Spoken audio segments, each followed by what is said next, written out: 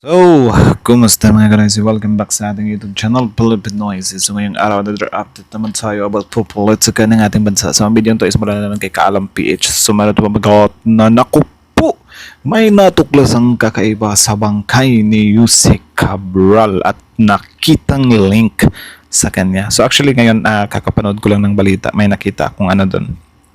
Pinalabas si Rimulya na parang meron daw silang natagpuang knife doon sa hotel ni Cabral, and then yung medications daw. So di ko pa siya totally napatood talaga, pero kung isipin mo ba yung knife, para saan yun, di ba? Para ano ba yun? Para mag-i-defend niya yung sarili niya, something like that, or ano ba yun, maghihiwa ba siya ng manok? Hindi natin alam kung gagamitin niya yung knife na yun as pang defend sa self niya, di ba? So meaning, why kaya kukunin niya yung buhay niya?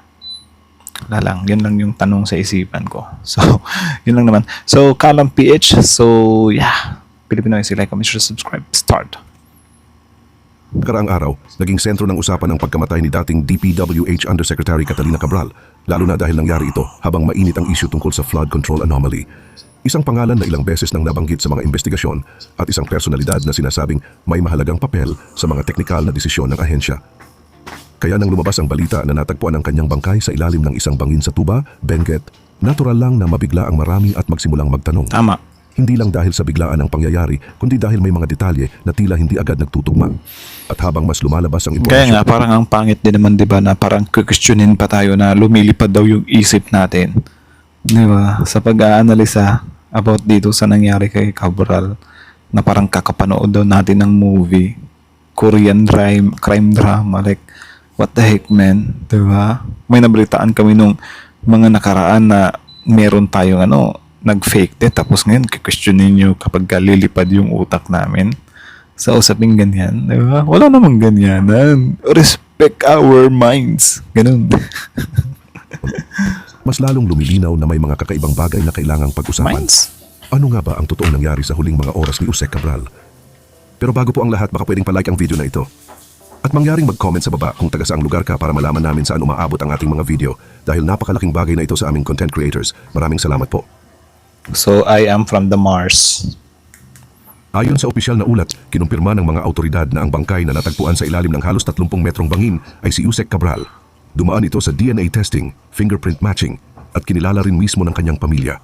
Ibig sabihin, wala raw duda sa pagkakakilanlan ng katawan. Grabe, diba? Sa autopsy report, Walang duda, like, man, first time nating makakita ng tanggap agad, diba? Like, sigurado agad. Well, okay lang naman maging sigurado siya kung si Cabral talaga yon, kasi of course makikilala niya yun diba? Maniniwala pa tayo doon na maging sigurado siya, asawa ko talaga yan, that's my wife. Yun, walang duda doon kung yun talaga yung irespeto natin. Pero yung kung tatanungin ka kung chinugi niya ba yung sarili niya or may kumitil ba sa kanya, is parang sure ka na hindi, talaga yan, or hindi, nadulas talaga yan, something like that lang agad. Like, man, linaw ang naging sanhi ng kanyang pagkamatay. Matinding blunt force trauma mula sa mataas na pagbagsak. Wasak ang kanang bahagi ng kanyang mukha, may bali ang kamay at tuhod, basag ang likod, at ang mga tadyang ay tumama at sumira sa mga internal organs niya. Ayon sa investigasyon, purong bato ang binagsakan niya, kaya ganoon na lang kalala ang mga pinsala at halos wala na talagang tsansa na mabuhay siya. Sinabi rin ng DILG na wala silang nakitang senyales ng krimen. Sa loob ng sasakyan, walang bakas ng labanan at wala ring dugo sa manibela o upuan. Sa katawan ni Cabral, walang tama ng baril at walang marka ng pananakal sa leeg. Kahit sa ilalim ng kanyang mga kuko na karaniwang tinitingnan kung may nakalaban ng biktima, wala raw nakuhang skin cells ng ibang tao. Base sa mga ebidensyang ito, malinaw daw na walang foul play. Dagdag pa rito, ipinakita rin ang CCTV footage. pero yung tulak ba, para makikita ba yun sa forensics? Yung tulak lang, like, kunyari nakaupo talaga siya dun tapos tinulak lang, diba? Kasi isa din yan sa tinitingnan ng mga kababayan natin na lumilipad daw yung isip, Mula sa hotel na kanyang tinuluyan sa Baguio, makikita raw doon na mag-isa siyang pumasok at mag-isa ring lumabas. Walang bisitang dumating sa kanyang kwarto at wala ring kasamang kaibigan o kakilala. Sa mga huling oras niya, tila mag-isa talaga siya. Pero dito na nagsisimulang magtanong ang marami. Lumabas muli ang isang lumang interview kung saan inamin mismo ni Cabral na mayroon siyang matinding takot sa matataas na lugar. Hindi ito simpleng kabalang, kundi seryosong takot na matagal na niyang dinadala. Kaya para sa iba, mahirap intindihin kung paano siya napunta sa gilid ng isang bangin, lalo na sa isang lugar na kilala bilang delikado. Mas lalong naging mabigat ang usapin ng isiwalat ng mga autoridad na may naunang pangyayari noong umaga bago ang insidente.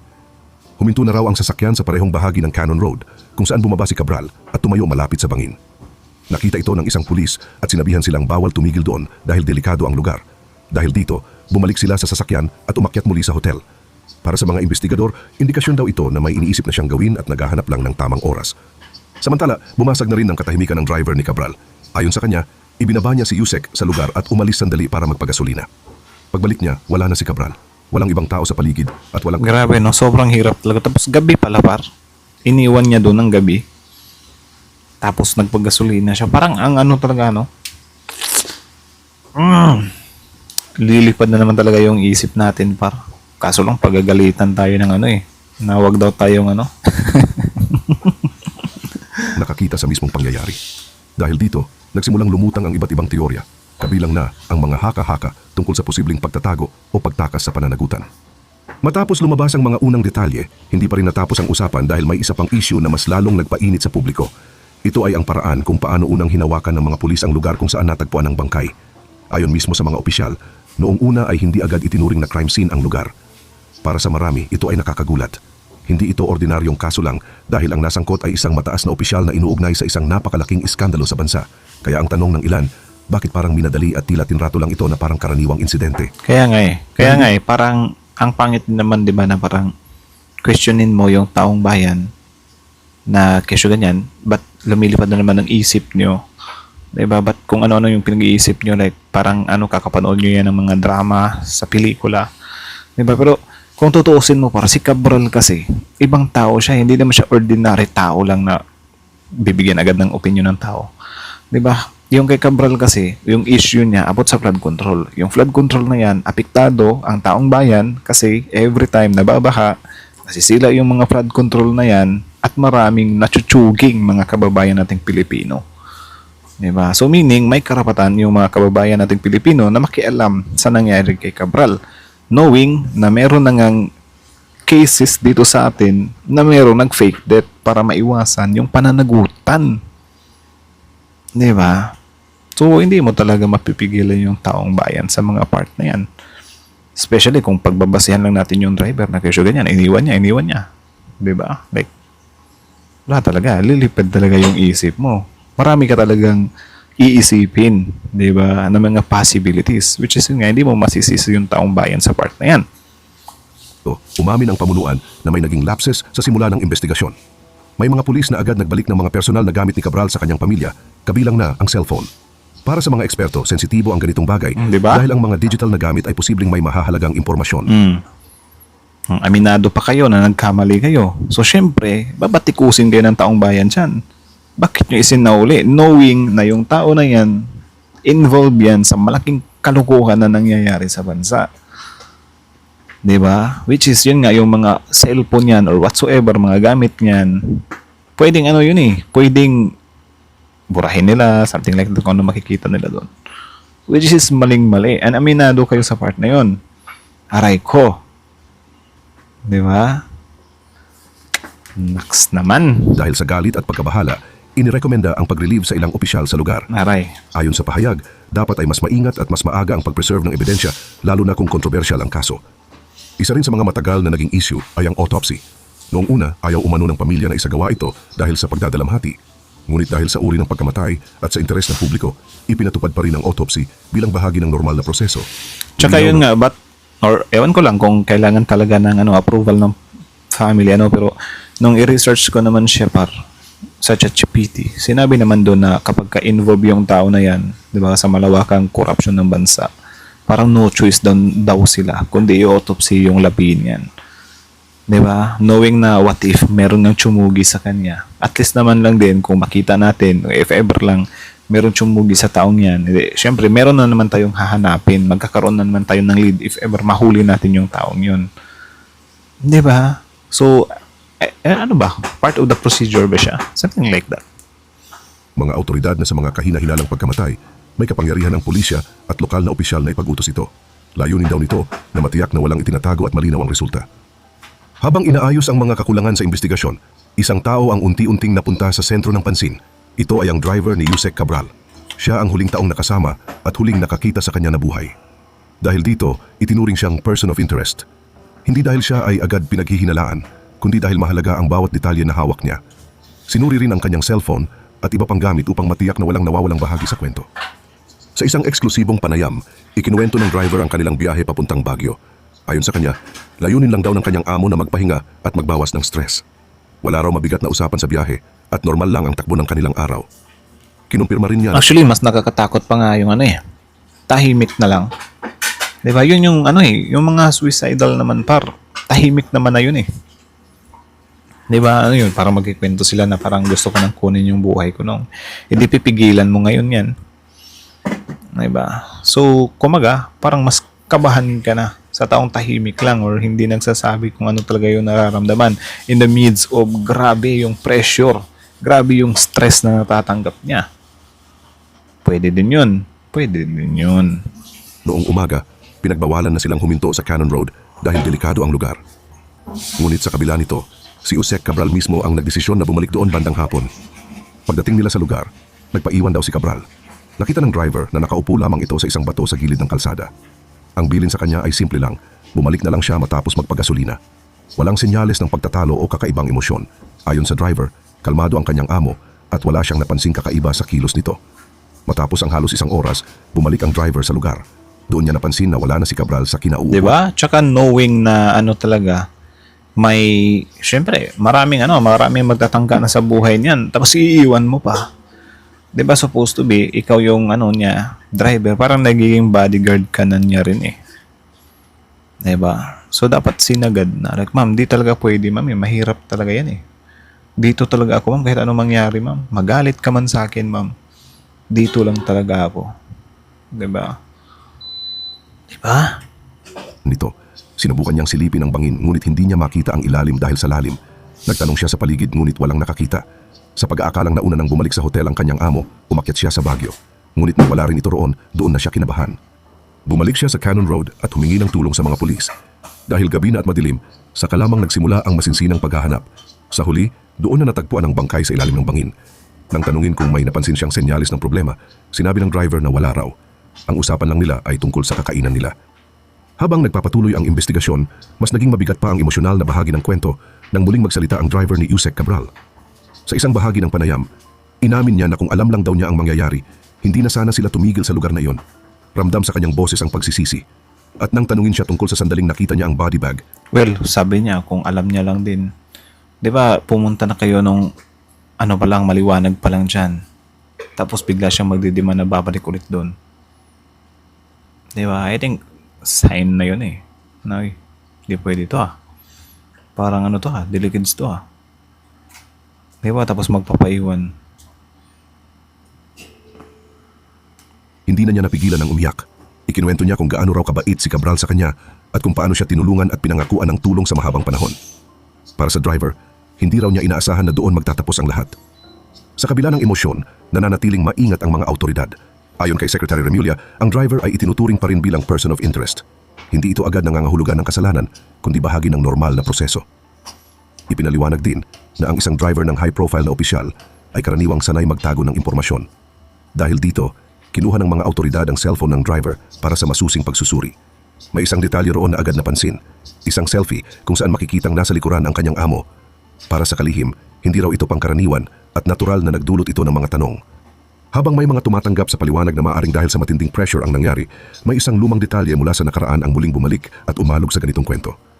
Lumabas muli ang isang dating interview ni Cabral bago pa man pumutok ang iskandalo. Sa panayam na iyon, direkta siyang tinanong kung ano ang kanyang phobia. Walang pag-aalinlangan ang sagot niya. Takot siya sa matataas na lugar. Isa itong malinaw na pag-amin ng acrophobia. Dito nagsimulang magduda ang marami. Paano raw makakapunta sa gilid ng isang mataas na bangin ang isang taong may matinding takot sa ganitong lugar? Paano siya uupo at mananatili roon ng mag-isa kung alam niyang iyon ang kinatatakutan niya? 'Di ba? Tapos, yun nga, kung isipin mo meron kang phobia sa part na yan. So meaning, 'di ba? Kasi nakita na natin talaga na umupo siya doon kasi nagpicture yung yung driver. So ganung way din siya susugal sa buhay niya. Sa phobia niya pa talaga. Diba? Pwede namang magpasagasa na lang siya. Pwede namang uminom na lang siya ng poison. Something like that. Diba? Na hindi talaga sa phobia siya na, I mean, di siya ganung way mawawala, diba? Sa phobia niya. Ano yun? Parang double, yun sa kanya? Double dead style sa kanya. Diba? Na parang takot ka nang kunin yung sarili mong buhay. Tapos, dun mo pa kukunin in a way na takot ka rin. Diba? Na parang phobia mo. Parang doble yung takot mo ba? Diba? Adds din siya. Ayon sa mga eksperto, ang ganitong takot ay hindi basta nawawala. Kadalasan, ang taong may ganitong phobia ay iniiwasan ang mataas na lugar at nakakaramdam ng matinding kaba o hilo Pwede din kapag yun. napipilitan. Dahil dito, lalong naging mahirap para sa ilan na paniwalaan ang simpleng paliwanag na ito. May isa pang sagot sa parehong interview na ngayon ay binibigyan ng mas malalim na kahulugan. Nang tanungin siya tungkol sa paborito niyang karaoke song, ang sagot niya ay I Will Survive. Dati ay parang biro lang o simpleng sagot ito. Pero ngayon, para sa iba, tila kabaligtaran ito ng nangyari. Kilala siya bilang isang matatag na babae na sanay humarap sa problema, kaya bakit siya basta susuko? Dahil sa mga hindi tugmang detalye, Diba? pumasok na rin ang ilang mambabatas sa usapan. May mga naglatag ng mas mabigat na teorya, kabilang na ang posibilidad ng isang staged death. May mga naunang kaso raw sa kasaysayan kung saan Yon, ito yung stage death. Ito yung isa din talaga sa magiging basihan ng kababayan natin kung bakit sobrang hirap ng paniwalain ng taong bayan dahil dito. Yung kay Maslog, 'di ba? Kung di nakalusot yung kay Maslog, hindi naaabot sa ganitong hindi na lalaruin yung isip ng mga Pilipino eh. Pero dahil meron na nag-succeed na mag-fake death, of course, di nyo na rin mawawala sa isipan ng taong bayan yan. Na ganyan talaga yung isipin nila. Diba? idineklarang patay ang isang tao, pero muling lumitaw makalipas ang ilang taon. Nadagdagan pa ang pagdududa nang lumabas na ang lugar sa Tuba, Benguet, ay dati nang nauugnay sa mga insidente ng pagtatapon ng bangkay. At dito lalong naging sensitibo ang usapin dahil lumabas ang mga koneksyon sa negosyo. Nalaman na ang hotel na tinuluyan ni Cabral ay dati niyang pag-aari at naibenta sa isang contractor na may proyekto sa parehong lugar kung saan siya natagpuan. Ang mga proyektong iyon ay dumaan mismo sa kanyang opisina noong siya ay nasa posisyon pa. Para sa mga investigador, malinaw na may ugnayan ang mga pangalan at interes. Sa huli, malinaw na ang pagkamatay ni Usek Cabral ay hindi lang simpleng trahedya. Ito ay kwento ng takot, kapangyarihan at mga lihim na maaaring mas malalim pa kaysa sa ating nakikita. At habang patuloy ang investigasyon, nananatili ang tanong kung alin ang totoo at alin ang tinatago. Kung ikaw ang nasa posisyon ng karaniwang mamamayan na nanonood lang sa mga balitang ganito, ano ang mas pinaniniwalaan mo? Ang opisyal na paliwanag ba o ang mga detalye na hindi pa rin masagot hanggang ngayon at bakit? Ibahagi mo naman ang sagot mo sa ibaba at huwag... Well, tayo naman sa part na yan is 50-50 talaga tayo. Yun nga again, sabi ko nga sa inyo na parang sobrang hirap na magtiwala. Kasi yun nga, may nag-succeed na kasi ng stage death eh. So, parang ang assurance talaga ng taong bayan yan. Hindi lang 100%, kundi 200%. Ganun. Demanding. Di ba? Demanding yung taong bayan especially. Di ba? Sila yung biktima eh. Sasabihin nyo, paano naging biktima ni Cabral yung taong bayan? Siyempre, flood control. Di ba? Kung hindi nila binulastog yung flood control na yan, wala sana mga kababayan natin na natsugi na todas kada bagyo. Diba? Pero may mga natsugi na eh. So, of course, involved na yung taong bayan dito. So, again, ang video nito is mula kay Kalam PH. Supportahan nyo yan. Tapos, syempre, original video in the description box below. Panoorin nyo rin, subscribe nyo rin. Tapos, syempre, follow nyo iwan yung YouTube channel natin. Pilipino IC. Don't forget to like, comment, share, subscribe. So, yeah. And that's it. Yung sa driver talaga, marami talagang nagdududa sa driver eh. Kasi yun nga, sila lang naman yung huling magkasama talaga. Diba? Tapos, yeah, kung iisipin mo, parang, lang din parang naisip ko lang din siya ba na, iba yun? Phobia. May phobia ka sa heights, tapos, in that way mo kukunin yung buhay mo, diba? Like, marami namang paraan. Diba? Like, inom siya ng diba? Poison, or whatsoever. Kasi ako, for example,